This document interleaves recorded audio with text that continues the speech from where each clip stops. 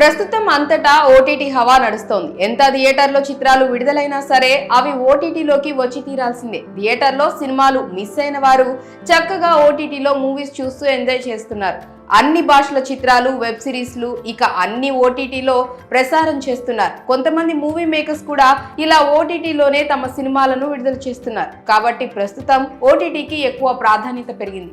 OTT సంస్థలు కూడా movies ను వెంటనే కొనుగోలు చేసుకుంటూ ఆయా ప్లాట్ఫామ్స్ యొక్క వినియోగదారులను పెంచుకుంటున్నారు. ఈ క్రమంలో ప్రముఖ ఓటీటీ సంస్థ అమెజాన్ ప్రైమ్ వినియోగదారులకు షాక్ ఇచ్చింది.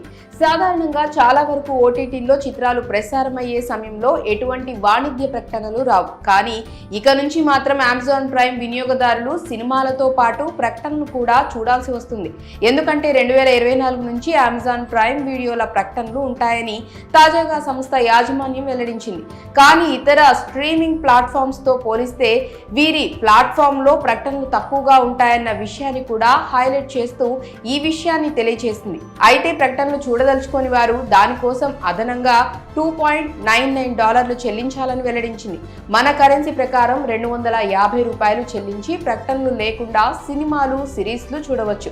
కాగా 2024 జనవరి 29 నుంచి యుఎస్, యూకే మరియు కెనడా దేశాల్లో అమెజాన్ ప్రైమ్ వినియోగదారులకు ఈ ప్రకటనలు కనిపిస్తాయి. అయితే ఇండియాలో కూడా అదే తేదీ నుంచి దీనిలో అమలు చేస్తారా లేదా అనే విషయంపై క్లారిటీ రావాల్సి ఉంది. ఇక అమెజాన్ ప్రైమ్ వీడియోల విషయానికి వస్తే ఈ ప్లాట్ఫామ్ మంచి పిక్చర్స్ క్వాలిటీతో చిత్రాలను, వెబ్ సిరీస్ ను ప్రసారం చేస్తుంది.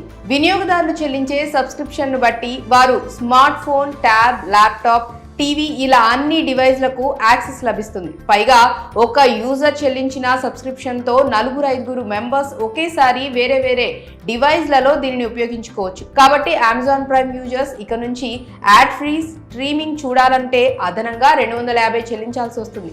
మరి ఈ విషయంపై